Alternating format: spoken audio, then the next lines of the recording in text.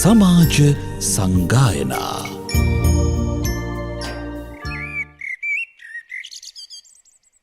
අවජ්ජේ වජ්ජ මතිනෝ වජ්ජේ චා වජ්ජ දස්සිනෝ මිච්ඡා දිට්ඨි සමාදානා සත්තා ගච්ඡanti දුග්ගතින් වජ්ජංච වජ්ජතෝ ඤත්වා අවජ්ජංච අවජ්ජතෝ සම්මා දිට්ඨි සමාදානා සත්තා ගච්ඡanti සුග්ගතින් තී. ශ්‍රද්ධාවන්ත කාරුණික පින්වතුනි, සුපුරුදු පරිදි හිමිදිරි පාන්දර හිරු රූපවාහිනිය ඔස්සේ ඔබ වෙත ගෙන එන සමාජ සංගායනා ධර්මදේශනා මාලාවේ අද දවසට නියමිත ධර්ම දේශනාව ශ්‍රවණය කිරීමටයි කොයි කවුරුත් බලාපොරොත්තු වෙන්නේ.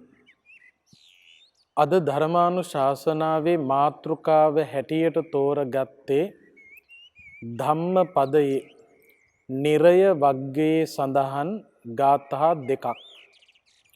මේ ගාථා දේශනාවන් බුදුරජාණන් වහන්සේ සිදු කරන්නට හේතු වෙච්ච නිධාන කතාවක් තියෙනවා.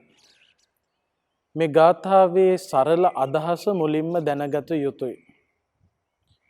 අවජ්ජේ වජ්ජ මතිනෝ වජ්ජේ චා වජ්ජ දස්සිනෝ මිච්ඡා දිට්ඨි සමාදානා සත්තා ගච්ඡanti දුග්ගතින්. යම්කිසි පුද්ගලයෙක් මිත්‍යා දෘෂ්ටිය සම්‍යක් දෘෂ්ටියක් කියලා හිතනවා නම්, සම්‍යක් දෘෂ්ටිය මිත්‍යා දෘෂ්ටියක් කියලා කල්පනා කරනවා නම්, අන්න ඒ වැරදි දෘෂ්ටිය තුල කටයුතු කරන පුද්ගලයා දුගතිගාමී වෙනවා. ඊළඟට බුදුහාමුදුරෝ දේශනා කළා වජ්ජංච වජ්ජතෝ ඤත්වා අවජ්ජංච අවජ්ජතෝ. මිත්‍යා දෘෂ්ටිය මිත්‍යා දෘෂ්ටියක් ලෙසත්, සම්‍යක් දෘෂ්ටිය සම්‍යක් දෘෂ්ටියක් ලෙසත් මනාව තේරුම් ගත්ත පුද්ගලයා සම්මා දිට්ඨි සමාදාන, ඒ සම්‍යක් දෘෂ්ටිය තුල කටයුතු කරන කෙනා සත්තා ගච්ඡanti සුග්ගතින්, ඒ සත්වයා ඒ පුද්ගලයා සුගතිගාමී වෙනවා. මේ ගාථා බුදුහාමුදුරෝ දේශනා කළේ සවැත් නුවර ජේතවනාරාමේදී. ජේතවනාරාමයේ ඉදිරිපිට දරුවෝ පිරිසක් සෙල්ලම් කරන්න පුරුදු වෙලා හිටියා. මේ දරුවෝ අතරේ පින්වත්නි, සමහර දරුවෝ බුද්ධ ධම්ම සංඝ කියන තුන්රුවන සරණ ගියපු උපාසක උපාසිකාවන්ගේ දරුවෝ. ඒ අතරින්ම හිටියා බුද්ධ ධම්ම සංඝ කියන තුන්රුවන පිළිබඳව හඳුනන්නේ නැති විවිධ මිත්‍යා දෘෂ්ටික ඇදහිලි විශ්වාස පිටුපස ලුහු බඳින දෙමව්පියන්ගේ දරුවෝ. මේ ඔක්කොම එකට එකතු වෙලා තමයි සෙල්ලම් කරන්නේ. මිත්‍යා දෘෂ්ටික අදහස්වල කටයුතු කරන දෙමව්පියෝ, ඒ කියන්නේ බුද්ධ ධම්ම සංඝ කියන තුන්රුවන හඳුනන්නේ නැති දෙමව්පියෝ, බුදුරජාණන් වහන්සේ පිළිබඳව ධර්මයේ පිළිබඳව සංගරුවන පිළිබඳව ප්‍රසාදයක් නැති දෙමව්පියෝ තමන්ගේ දරුවන්ට තදින් අවවාද කළා. ජේතවනාරාමයේ ඉදිරිපිට සෙල්ලම් කළාට කමක් නැහැ, කුමන හේතුවක් නිසාවත් ජේතවනාරාමයට ඇතුල් වෙන්න එපා. ශ්‍රමණ භවත් ගෞතමයන් ළඟට යන්න එපා. ඒ දෙමව්පියෝ දරුවන්ට තදින් අවවාද කළා ජේතවනාරාමයට නොයන්න කියලා. කෙසේ නමුත් මේ ළමයි ඔක්කොම සෙල්ලම් කරන අතරේ දවසක් මේ දරුවන්ට තදබල පිපාසයක් ඇති වුණා. පිපාසයක් ඇති වුණාම මේ දරුවෝ අතරේ හිටපු එක පුතෙකුට, එක දරුවෙකුට, එක යාළුවෙකුට අනෙකුත් මිත්‍යා දෘෂ්ටික අදහස් වලින් යුක්ත දෙමව්පියන්ගේ දරුවෝ උපදෙස් දුන්නා. ඔබ ගිහින් ජේතවනාරාමයට, මොකද ඒ ළමයා තෙරුවන පිළිබඳව අවබෝධයෙන් හිටපු දෙමව්පියන්ගේ දරුවෙක්. මෙයාට බාර කළා ඔබ ජේතවනාරාමයට ගිහිල්ලා පැම් පානය කරලා අපට ජේතවනාරාමෙන් වතුර අරගෙන එන්න. මේ දරුවන්ට ජේතවනාරාමයට ඇතුල් වෙන්න පුළුවන්කමක් නැහැ. මොකද දෙමව්පියෝ යන්න එපා කියලායි කියලා තියෙන්නේ. ඒ නිසා මේ ළමයි මොකද කළේ අර තුන්ඩුවන පිළිබඳව ප්‍රසාදයෙන් ඉන්න දරුවෙකුට උපදෙස් දෙනවා. ඔබ ජේතවනාරාමයට ගියාට ප්‍රශ්නයක් නැහැ. ජේතවනාරාමයට ගිහිල්ලා ඔබ පැන් පානය කරලා අපට පැන් අරගෙන එන්න. මේ අනුව මේ ළමයා ජේතවනාරාමයට ගියා. ගිහිල්ලා පැන් පානය කරලා තමන්ගේ යාළුවන්ට පැන් අරගෙන එන්න සූදානම් වෙනකොට බුදුරජාණන් වහන්සේව හමු වුණා. ඒ වෙලාවේ බුදුහාමුදුරුවෝ මේ දරුවගෙන් විමසනවා කාටද මේ පැන් අරගෙන යන්නේ? ඒ වෙලාවේ මේ දරුවෝ කියනවා අපේ යාළුවන්ටයි මේ පැන් අරන් යන්නේ. බුදුහාමුදුරුවෝ ඒ වෙලාවේ මේ දරුවට උපදෙස් දෙනවා ඒ යාළුවෝ ඔක්කොටම ජේතවනාරාමයට එන්න කියන්න. ඇවිල්ලා පැන් පානය කරන්න කියන්න. අරගෙන යන්න ඕන නැහැ. ඒ යාළුවෝ ඔක්කොටම ජේතවනාරාමයට ඇවිල්ලා සිත්සේ පැන් පානය කරලා යන්න කියලා කියන්න කියලා මතක් කළා. ඒ අනුව මේ ළමයා මොකද කළේ? තමන්ගේ යාළුවන්ට ගිහින් කිව්වා බුදුරජාණන් වහන්සේ හැමෝටම ජේතවනාරාමයට එන්න කිව්වා පැන් පානය කරන්න. කෙසේ වෙතත් තිබුණු පිපාසය නිසාම මේ යාළුවෝ ඔක්කොම ගියා ජේතවනාරාමයට. ජේතවනාරාමයට ගිහිල්ලා පැන් පානය කරලා පිපාසය සංසිඳවාගෙන ඒ වෙලාවේ බුදුරජාණන් වහන්සේ මේ දරුවෝ ඔක්කොටම ගැලපෙන විදියට ධර්මය දේශනා කළා. බුදුරජාණන් වහන්සේ දේශනා කරපු ධර්මානුශාසනාවට මේ හැම දරුවෙක්ම පැහැදුනා.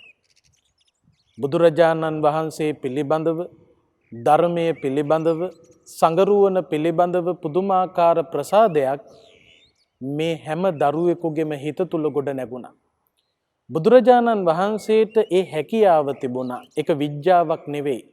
කරුණාවේ බලය, මහා මෛත්‍රියේ බලය. බුදුරජාණන් වහන්සේ කෙනෙකුට අවවාද අනුශාසනා සිදු කළේ මහා කරුණාව උපදවාගෙන. ලෝකයා මිත්‍යා දෘෂ්ටියෙන් ගලවගෙන සම්‍යක් දෘෂ්ටිය තුල පිහිටුවිය යුතුයි. අන්ධකාරයෙන් මුදවාගෙන ආලෝකය කරා යොමු කළ යුතුයි. මේ සසර ගමන තුල අතරමං වෙලා සිටින සත්වයන්ට සසරෙන් එතර වෙන්න නිවන සලසා ගැනීම පිණිස මාර්ගය ප්‍රකාශ කළ යුතුයි කියන කරුණාවෙන් මෛත්‍රියෙන් තමයි බුදුහාමුදුරුවෝ කටයුතු කළේ.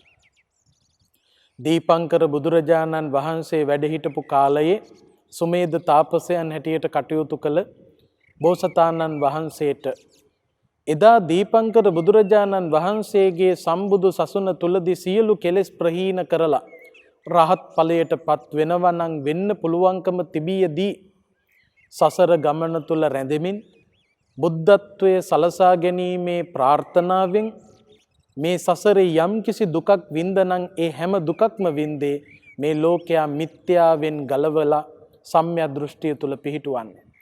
කෙලෙස් අන්ධකාරයෙන් මුදවලා ප්‍රඥා ලෝකයේ කරා ලෝකයාව යොමු කරවන්නේ. ඒ බුදුරජාණන් වහන්සේ ලොවට හිතසුව පිණිස ලැබෙන හැම මොහොතකම ලෝකයාට යහපත පිණිස ධර්මයේ දේශනා කළා. මිත්‍යා දෘෂ්ටියෙන් ලෝකයා ගලවා ගන්න සම්‍යක් දෘෂ්ටිය තුල ලෝකයාව පිහිටුවන්න බුදුහාමුදුරුවෝ කටයුතු කළා. මේ දරුවන්ටත් බුදුරජාණන් වහන්සේ සම්‍යක් දෘෂ්ටික ධර්මයේ දේශනා කළා.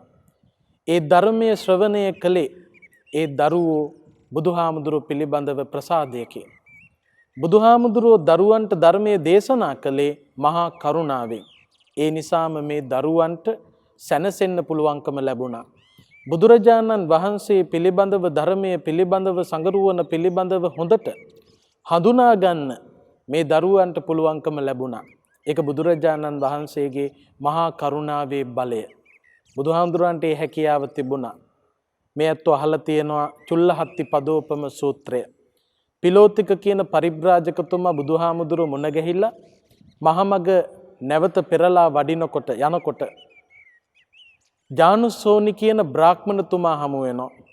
ජානුස්සෝනි බ්‍රාහ්මණතුමා පිලෝතික කියන පරිබ්‍රාජකයා මහමගදී හමු වුණාට පස්සේ පිලෝතිකගෙන් විමසනවා, පිලෝතික ඔබ කොහේ ඉඳලාද මේ යන්නේ? මම ගියා ශ්‍රමණ බවත් ගෞතමයන් හම්බෙන්න.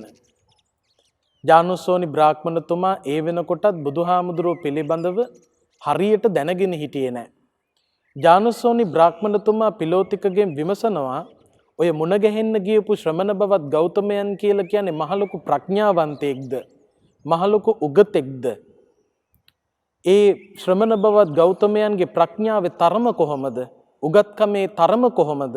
පිලෝතික උත්තර දෙනවා ජානුස්සෝනි බ්‍රාහ්මණතුමාට, බ්‍රාහ්මණතුමනි, බුදුරජාණන් වහන්සේගේ ප්‍රඥාවේ තරම කියන්න මම කවුද?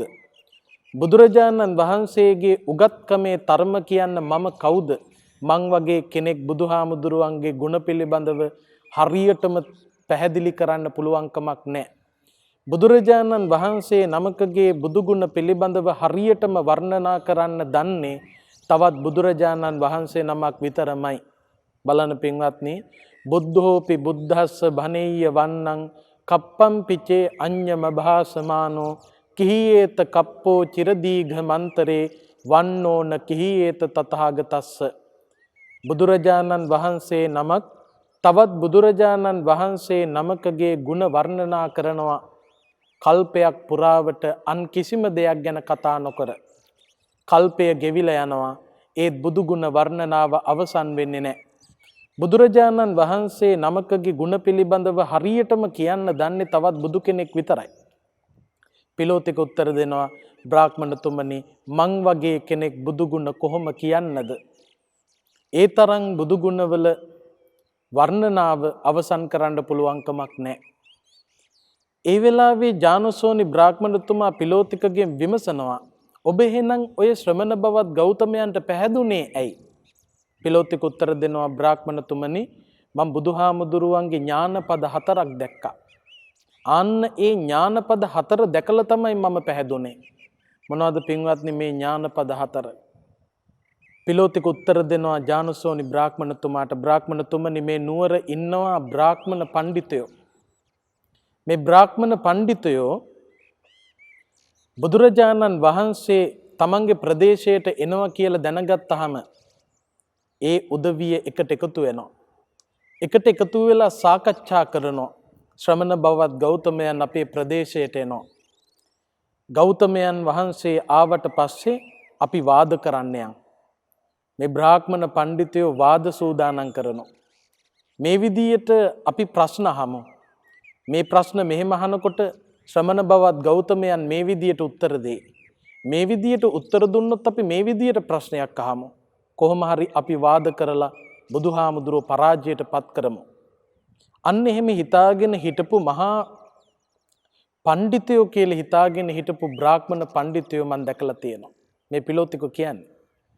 ඒ බ්‍රාහ්මණ පඬිතුයෝ බුදුහාමුදුරුවෝ ඒ ප්‍රදේශවලට වැඩම කළා කියලා ආරංචි වෙනකොට ඒ ඔක්කොම එකට එකතු වෙලා යනවා බුදුහාමුදුරුවෝ හම්බෙන්න.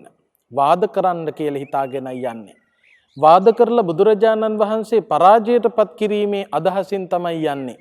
හැබැයි මම දැක්ක බ්‍රාහ්මණතුමනි, බ්‍රාහ්මණ පඬිතුවරු බුදුහාමුදුරුවෝ සමග වාද කරන්න කියලා ගියාට වාද නොකරම තෙරුවන් සරණ යනවා මම දැක්කා. මොකද බුදුහාමුදුරුවෝ වාද කරන්න ඉස්සෙල්ලා පිළිසඳර කතාවෙහි යෙදෙනවා. බුදුරජාණන් වහන්සේගේ චරිතය තුළ තිබිච්ච විශේෂ ගුණයක් තිබුණා. ඒ තමයි හමු වුණොත් කෙනෙක් පළවෙනියටම කතා කරන්නේ බුදුහාමුදුරුවෝ. බුදුරජාණන් වහන්සේ මේ වාද කරන්න ආපු බ්‍රාහ්මණ පඬිතයන්ට මුලින්ම කතා කරනවා. ඒ කතා කරන ටිකට බ්‍රාහ්මණ පඬිතුයෝ වාද කරන එක නවත්තලා වාදයේ පටන් ගන්නෙත් නැතුව තෙරුවන් සරණ ගියපු උදවිය බවට පත් වෙනවා. මං ඒ ගුණය, ඒ ඥාන පදය මම දැක්කා. ඒ විතරක් නෙවෙයි බ්‍රාහ්මණතුමනි, ඉන්නවක් ශාස්ත්‍රීය පඬිතුයෝ. ඒ ශාස්ත්‍රීය පඬිතුයෝ බුදුරජාණන් වහන්සේ අපේ ප්‍රදේශයට ආවොත් අපි වාද කරමු, බුදුහාමුදුරුවෝ පරද්දමු කියලා හිතාගෙන යනවා බුදුහාමුදුරුවෝ හම්බෙන්න. බුදුහාමුදුරුවෝ හම්බෙන්න ගියාට බුදුහාමුදුරුවෝ සමග වාද නොකරම ඒ අය තෙරුවන් සරණ යනවා මම දැකලා තියෙනවා. ඒ විතරක් නෙවෙයි බ්‍රාහ්මණතුමනි, ගෘහපති පඬිතුයෝ ඉන්නවා. ඒ අයත් බුදුහාමුදුරුවෝ සමග වාද කරන්න හිතාගෙන යනවා. වාද නොකරම තෙරුවන් සරණ යනවා මම දැක්කා. ඒ විතරකුත් නෙවෙයි ශ්‍රමණ පඬිතුයෝ ඉන්නවා. ඒ කියන්නේ විවිධ ශාස්ත්‍රූවරු ළඟ පැවිදි වෙච්ච අය. ෂඩ් ශාස්ත්‍රූවරු ගැන මේ අත්ව අහලා තියෙනවා. ඒ ශාස්ත්‍රූවරු ළඟත් පැවිදි වීම තමයි තිබුණේ. අන්න ඒ අයට ශ්‍රමණයෝ කියලා කිව්වා. ඒ ශාස්ත්‍රූවරු ළඟ පැවිදි වෙච්ච ශ්‍රමණයෝ කල්පනා කළා අපේ ප්‍රදේශයට ශ්‍රමණ බවත් ගෞතමයන් වහන්සේ ආවොත් අපි යන් ගිහින් වාද කරන්න. වාද කරලා අපි ගෞතමයන් වහන්සේ පරාජයට පත් කළ යුතුයි. අන්න එහෙම හිතාගෙන ශ්‍රමණ පඬිතුයෝ යනවා බුදුහාමුදුරුවෝ සමග වාද කරන්න. වාද නොකරම තෙරුවන් සරණ යනවා දැක්කා. තෙරුවන් සරණ ගිහිල්ලා නවතින්නේ නැහැ. බුදුරජාණන් වහන්සේගේ සම්බුද්ධ ශාසනය පැවිදි වෙනවා මම දැක්කා. පැවිදි වෙලා නවතින්නෙත් නැහැ. සියලු කෙලෙස් ප්‍රහීන කරලා රහත් ඵලයට පත් වෙනවා මම දැකලා තියෙනවා. ඒ රහත් වෙච්ච රහතන් වහන්සේලා කතා වෙනවා. අපිට බුදුහාමුදුරුව හමු වුණු නිසා අපි බේරුණා. නැත්තම් අපි රහත් නොවි රහත් කියා ගියා. බුදු නොවි බුදු වුණා කියලා හිතාගෙන හිටියා. දැන් අපි යථාර්ථය වටහා ගත්තා. බුදුරජාණන් වහන්සේගේ හමුවීම නිසා අපට සැනසෙන්න පුළුවන්කම ලැබුණා කියලා ශ්‍රමණ පඬිතුයෝ තෙරුවන් සරණ ගිහිල්ලා කෙලෙස් ප්‍රහීන කරලා රහත් ඵලයට පත් වෙලා ප්‍රකාශ කරනවා මට ඇහිලා තියෙනවා. මේ පිලෝතික්ක කියන පරිබ්‍රාජකතුමා ඥානසෝනි බ්‍රාහ්මණතුමාට බුදුහාමුදුරුව පිළිබඳව පැහැදෙන්න හේතු වන කාරණා පිළිබඳව ප්‍රකාශ කරපු විදිය. ඒ වගේ බුදුහාමුදුරුවන්ට බොහොම වටින හැකියාවක් තිබුණා. ඒ හැකියාව මහා කරුණාවෙන් ඇතිවන හැකියාවක්. මහා මෛත්‍රියකින් ඇතිවන හැකියාවක්. ඉතින් මේ දරුවන්ට ධර්මය දේශනා කළා. මේ දරුවෝ ඔක්කොම තුන්රුවන පිළිබඳව ප්‍රසාදය ඇති කරගත්තා. මේ දරුවෝ ගෙවල් වලට ගියාට පස්සේ දෙමව්පියන්ට මේ දරුවෝ පිළිබඳව වෙනසක් දකින්න ලැබුණා. ඒ දෙමව්පියෝ මිත්‍යා දෘෂ්ටික ඇදහිලි විශ්වාස පිටුපස ලුහු බඳින දෙමව්පියෝ. දෙමව්පියන්ට තේරුණා මේ දරුවෝ අද නම් වෙනස්. මේ දරුවෝ ජේතවනාරාමයට ගිහිල්ලා තියෙනවා. ශ්‍රමණ බවත් ගෞතමයන් මුණ ගැහිලා තියෙනවා. බුදුරජාණන් වහන්සේ මේ දරුවන්ට ධර්මයේ දේශනා කරලා මේ දරුවෝ වෙනස් වෙලා ඒ මිත්‍යා දෘෂ්ටික ඇදහිලි විශ්වාස පිටුපස ලුහු බඳින ඒ දෙමව්පියෝ හඬා වැළපෙන්න පටන් ගත්තා. ශෝක කරන්න පටන් ගත්තා. දුක් වෙන්න පටන් ගත්තා. විලාප දෙන්න පටන් ගත්තා. කොහොමද විලාප දුන්නේ? කොහොමද දුක් උනේ? කොහොමද ඇඬුවේ? අනේ මෙච්චර හොඳට හිටපු අපේ ළමයි ශ්‍රමණ බවත් ගෞතමයන් නිසා ජේතවනාරාමයට ගියපු නිසා මිත්‍යා දෘෂ්ටිකයෝ බවට පත් වුණානේ කියලා තමයි හඬා වැළපෙන්න පටන් ගත්තේ. බලන්න ඒ දෙමව්පියෝ බුදුහාමුදුරන්ගේ දේශනාව මිත්‍යා දෘෂ්ටියක් හැටියටයි තේරුම් අරන් හිටියේ. ඒ වෙලාවේ ගමේ හිටපු මිනිස්සු ගිහිල්ලා ඉවර වෙලා මේ දෙමව්පියන්ට උපදෙස් දෙනවා.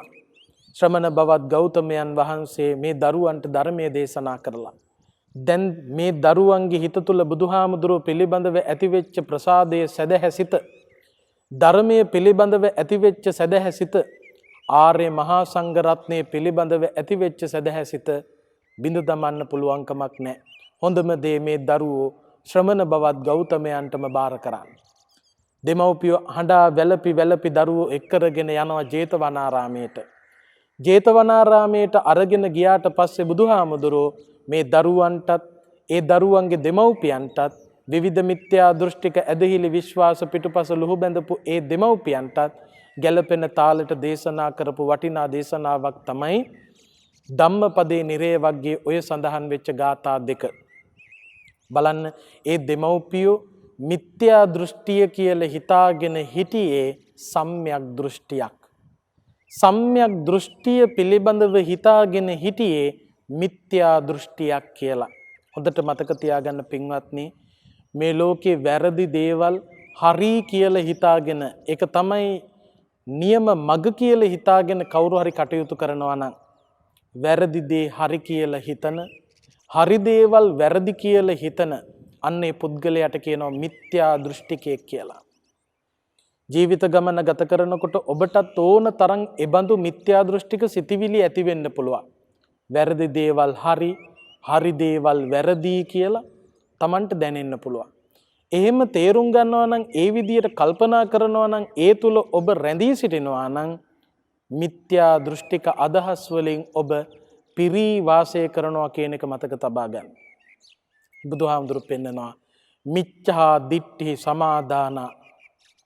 මේ මිත්‍යා දෘෂ්ටිය තුල වාසය කරන පුද්ගලයා සත්තා ගච්ඡanti දුග්ගතින් දුගතියට යනවා, සතර අපායේ උත්පත්තිය ලබනවා.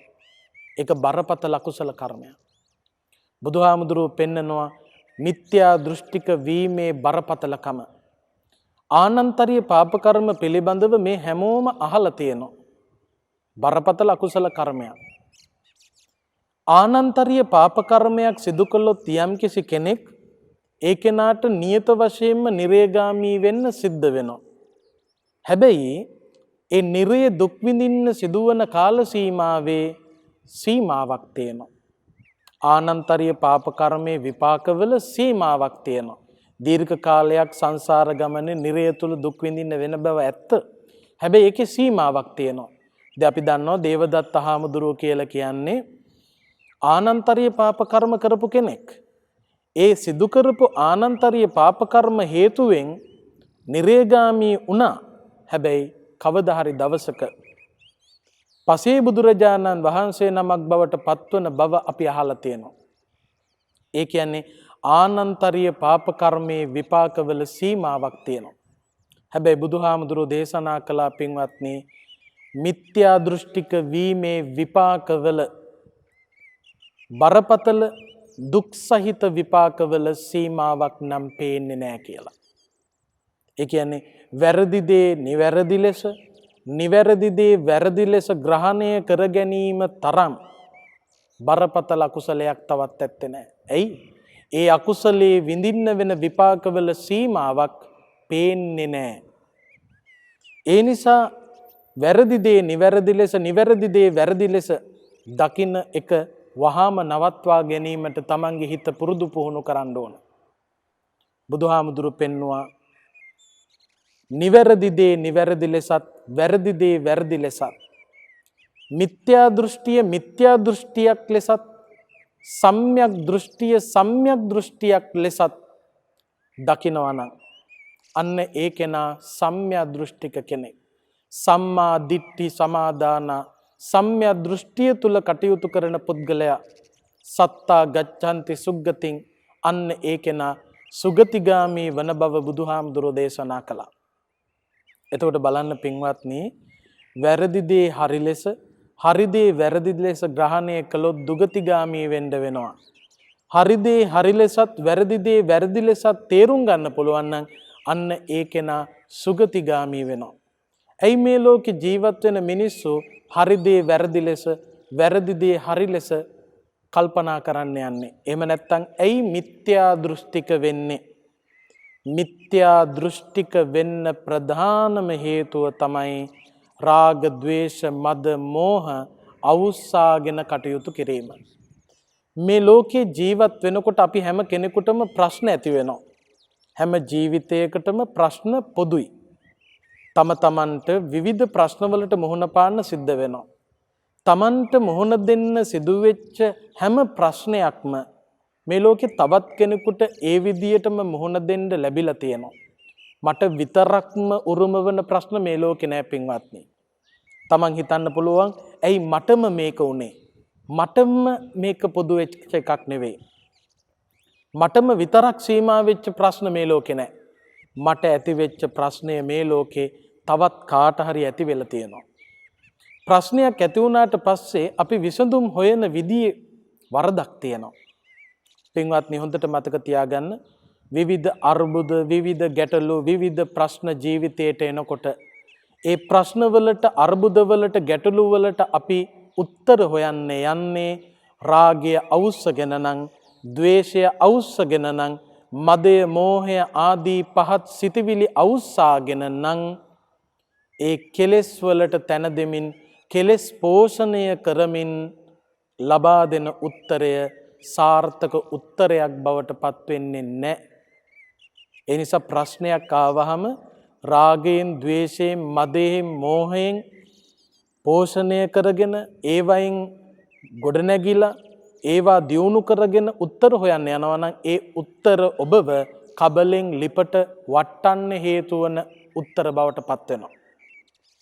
ඒ නිසා බුදුහාමුදුරුව අපට දේශනා කළා ප්‍රඥාව අවදි කරන්න. යම් කිසි කෙනෙක් තමන්ගේ ජීවිතයට ඇතිවෙන ගැටලු ඉදිරියේ ප්‍රශ්න ඉදිරියේ කල්පනා කරනවා නම් ප්‍රඥාවෙන් මේ ප්‍රශ්නවලට ගැටලු වලට උත්තර සපයන්න ඕන කියලා. ප්‍රඥාව ඉස්මතු කරගන්න තරමට ඒකෙනා ප්‍රශ්නවලට ලබා දෙන උත්තර ප්‍රඥා ගෝචර සම්‍යක් දෘෂ්ටික උත්තර බවට පත් වෙනවා. ඒ නිසා කරදර හිරිහැර එනකොට ඒවට විසඳුම් ඕනෑ නම් හොඳට මතක තියාගන්න ඒ විසඳුම් ලබා ගැනීම සඳහා ඔබ පළවෙනියටම කළ යුතු වෙන්නේ හිතේ ප්‍රඥාවට ඉඩ දීම. රාග ద్వේෂ මද මෝහ පෝෂණය කරගෙන සාර්ථක උත්තර ප්‍රශ්නවලට හම්බෙන්නේ. ප්‍රඥාව ඉස්මතු කරගත්තොත් තමයි තමන්ගේ ප්‍රශ්නවලට සාර්ථක උත්තර ලබා ගන්න පුළුවන්කම ලැබෙන්නේ. පින්වත්නි, ඔය ප්‍රශ්න ඇති වෙනකොට අපල එනකොට බෝධි පූජා තියන්න කියලා කියන එකෙත් විද්‍යාත්මක සාධකයකයි. ගොඩක් දෙනෙක් හඳහන් බලන්න යන්නේ ප්‍රශ්න ඇති වෙනකොට. ජීවිතේට හිතාගන්න බැරි විදිහේ ගැටලු ඇති වෙනකොට අර්බුද ඇති වෙනකොට යනවා හඳහන් අරගෙන. හඳහන බලනකොට ඒ උදවිය කියනවා අපල කාලයක් ඇවිල්ලා තියෙනවා. සතියක් බෝධි පූජා තියන්න. මොකද කරන්නේ? සතියක් අපි බෝධි පූජා පවත්වනවා. බෝධීන් වහන්සේ ළඟට ගිහිල්ලා බෝධි පූජා පවත්වමින් බුද්ධ වන්දනාදිය සිද්ධ කරමින් ඒ කාල සීමාව පේ වෙනවා. හිතේ රාගය, ద్వේෂය, මදය, මෝහය යටපත් කරන කටයුත්තක යෙදෙනවා. ධර්මයේ ශ්‍රවණය කරන්න පුළුවන්කම ලැබෙනවා. පිරිත් සජ්ජායනා කරනවා. බෝධීන් වහන්සේ අභියස වාඩි වෙලා භාවනාව ප්‍රගුණ කරනකොට හිත පිරිසිදු භාවයට පත් වෙනකොට පින්වත්නි සතියක් යනකොට බොහෝ විට ප්‍රඥාව ඉස්මතු වෙන නිසා බොහෝ ප්‍රශ්නවලට සාර්ථක උත්තර හම්බෙනවා. ඒ නිසා ප්‍රශ්නයක් ආවහම රාගය උද්දීපනය කරගෙන, ద్వේෂය උද්දීපනය කරගෙන, කෙලෙස් පෝෂණය කරගෙන උත්තර හොයන්න යන්න එපා. ඒ එක උත්තරයක්වත් සාර්ථක නැහැ. තවත් අමාරු වෙටෙන්න හේතුවක්. ඒ නිසා ප්‍රඥාව අවදි කරගන්න. ප්‍රඥාව අවදි වෙනවා කියලා දැනගන්න හොඳම ක්‍රමය තමයි ප්‍රඥාව අවදි වෙනවා නම් රාග, ద్వේෂ, මද, මෝහ ආදී කෙලෙස් ධර්ම යටපත් විය යුතුයි. පාලනය විය යුතුයි. බලන්න මේ ධර්මානුශාසනා ශ්‍රවණය කරන කාල සීමාව රාගය යටපත්, ద్వේෂය යටපත්, මදය, මෝහය ආදී කෙලෙස් සිටිවිලි යටපත්. මේ වගේ සිටිවිලි යටපත් වෙනකොට ප්‍රඥාව ඉස්මතු වෙනවා. අන්න ඒ ප්‍රඥාව ඉස්මතු කරගෙන ප්‍රශ්න දිහා බලනවා නම් ඒ කෙනා සම්‍යක් දෘෂ්ටිකයි. එයා මිත්‍යා දෘෂ්ටික වෙන්නේ. කෙලෙස් පෝෂණය කරගෙන ප්‍රශ්න දිහා බලන්න ගියොත් ඒ අය මිත්‍යා දෘෂ්ටික ඇදහිලි විශ්වාස පිටුපස ලුහු බඳිනවා. බලන්න අපේ රටේ විවිධ ප්‍රශ්න ඇති වුණා මිනිස්සු කොතනද ගිහිල්ලා නවතින්නේ? සමහරකට රට වටේම තියෙන දේවාල පස්සේ දුවලා ලක්ෂ ගණන් කෝටි ගණන් විනාශ කරලා අන්තිමේදී වියදම් කරපු ධනෙන් ඇති ප්‍රතිඵලයකුත් නැහැ. ඒ වගේ මෝඩ වැඩ, අඥාන වැඩ, මිත්‍යා දෘෂ්ටික කටයුතු මිනිස්සු කරන්නේ ප්‍රඥාව නැති වෙච්ච නිසායි. ප්‍රඥාව නැති උනේ කෙලෙස් පෝෂණය කළ නිසායි. බලන්න එක ප්‍රශ්නයක් ගැන අපි කල්පනා කළොත් ප්‍රේම සම්බන්ධතා බිඳ වැටීම. පෙම්වතා තරහ වුණා නම්, පෙම්වතිය තරහ වුණා නම් ඒ වගේ ප්‍රශ්න උරුම වෙන්නේ Tamanට විතරක් නෙවෙයි. ඒ වගේ ප්‍රේම සම්බන්ධතා බිඳ වැටීම් ලෝකේ බොහෝ දෙනෙකුට වෙලා ඇති. හැබැයි ඒ වෙච්ච අය පිළිබඳව කල්පනා කරනකොට ඒ වගේ ප්‍රේම සම්බන්ධතා බිඳ වැටීම් ඉදිරියේ ලබා දීපු උත්තර පිළිබඳව කල්පනා කරනකොට රාග, ద్వේෂ, මද, මෝහ පෝෂණය කරගත්ත මිනිස්සු ලබා දීපු උත්තරය සහ රාග, ద్వේෂ, මද, මෝහ ආදී කෙලෙස් පාලනය කරලා ප්‍රඥාව ඉස්මතු කරලා කටයුතු කරපු උදවිය ලබා දුන්න උත්තර අහසට පොළව වගේ වෙනස්. කෙනෙක් ප්‍රේම සම්බන්ධතාවයේ බිඳ වැටෙනකොට සියදිවි නසා ගන්නවා. එහෙම නැත්තම් ඒ අත්හැරලා දාලා ගියපු කෙනාව එක්කෝ ඝාතනය කරනවා. එහෙම නැත්තම් මානසික රෝගීන් බවට පත් වෙනවා. විවිධ හානි කරගන්නවා. තවත් කෙනෙක් මේ ස්වභාවය පිළිබඳව හඳුනගෙන ධර්මයට යොමුව තමන්ගේ ආධ්‍යාත්මික ජීවිතය සාර්ථක කරගන්න උනන්දු වෙනවා. බලන්න කෙනෙක් මිනී මරන්න පෙළඹෙනකොට තව කෙනෙක් තේරුම් ගන්නවා. මිනී මරනවා ඒ වගේම සීදිවි නසා ගන්නවා වගේ උත්තර හම්බෙන්නේ මිත්‍යා දෘෂ්ටිය තුල වාසය කරන තරමට. ඒ නිසා ලෝකයේ තේරුම් ගන්න, ප්‍රශ්න තේරුම් ගන්න, සාර්ථක උත්තර ලබා දෙන්න නම් ඔබ පිරිසිදු සිතකින් ප්‍රශ්නය දෙස බලන්න ඕන. ඒ නිසා මේ උදෑසන හිරු රූප වාහිනිය ඔස්සේ ඔබ වෙත ගෙන එන සමාජ සංගායනා ධර්ම දේශනා මාලාවේ අද දම් දෙසුම මේ හිමිදිරි පාන්දර ඔබ අදිෂ්ඨානයක් ඇති කරගන්න. ඔබ යන රැකියා ස්ථානයේ වෙන්න පුළුවන්, ඔබේ පෞල් ජීවිතේ වෙන්න පුළුවන්, ඔබේ ඕනෑම ගැටලුවක් ඉදිරියේ, ඕනෑම ප්‍රශ්නයක් ඉදිරියේ රාග, ద్వේෂ, මද, මෝහ අවුස්සාගෙන උත්තර හොයන්න යන්නේ නැතුව ටික වෙලාවක් අරගෙන රාග, ద్వේෂ, මද, මෝහ යටපත් කරලා පාලනය කරලා ප්‍රඥාව ඉස්මතු කරගත්ත උත්තරයක් ලබා ගන්න මහන්සි ගන්න. එවිට ඔබට සැනසෙන්නට පුළුවන්කම ලැබේ. ඔබේ දිවි ගමන සුවපත් කරන්න මේ උතුම් දම් දෙසුම ඔබට, අපට, රටට, ලොවට යහපත පිණිසම පවතිවා කියලා ප්‍රාර්ථනා කරන්න. සියලු දෙනාටම තෙරුවන් සරණයි. සමාජ සංගායනා